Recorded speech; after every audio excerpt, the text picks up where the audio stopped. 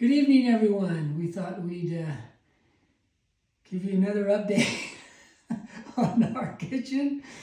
I'll have Eileen come in and kind of let you see it. It's actually looking pretty good as far as I'm concerned. But you can see, I know you in wide angle. No. Okay, whatever, it doesn't matter. Just Okay. let them see the kitchen microwave.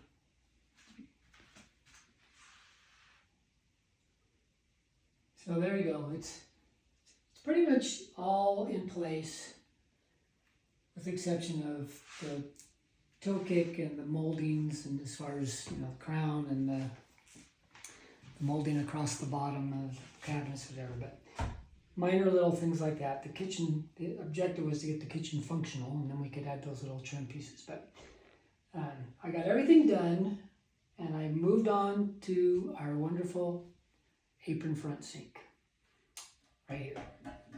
And I got the little trim pieces for the sides put in and everything, and then I thought, okay, I'm going to be cutting some holes into this countertop, or not the cabinet top, for all the plumbing to come through.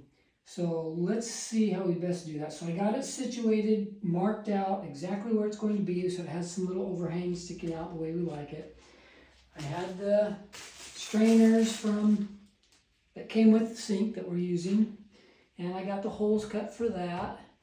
And then I came to the garbage disposal, and I knew it was going to be different because it doesn't take this strainer. This goes bye-bye.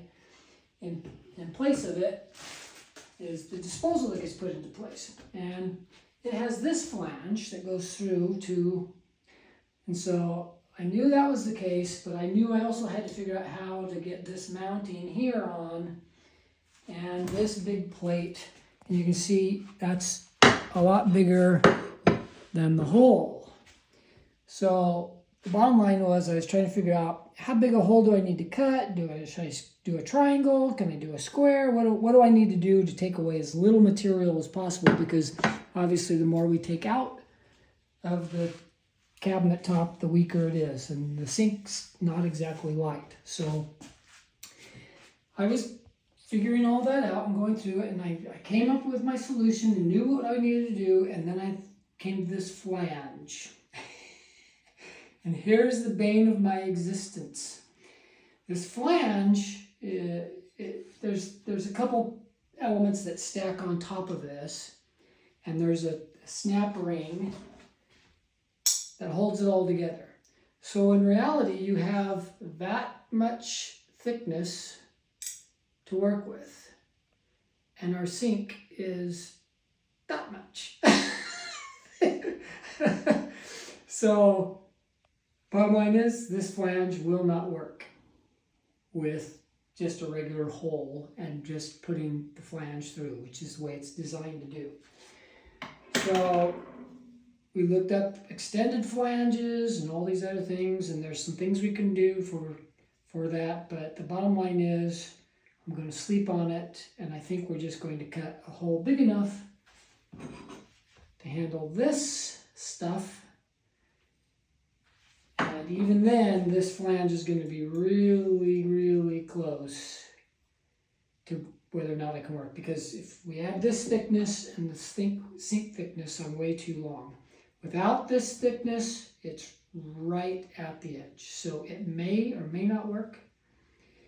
But we're going to try to reduce our cost, because that extended flange is like $50, and I'm cheap, so we don't want to spend that money. And I can throw another Frugal. You're frugal. So we can throw some bracing in underneath here if we need to make sure this cabinet top doesn't cause any problems for us. But the bottom line is, I thought I'd have everything done today.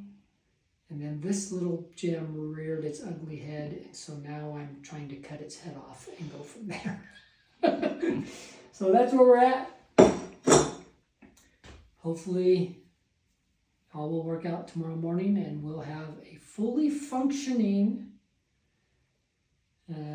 kitchen, because everything else, I've got the water lines run, I got the holes drilled for it, everything else is in place. I even got all my plumbing ready to go. just need that stinking sink put in place.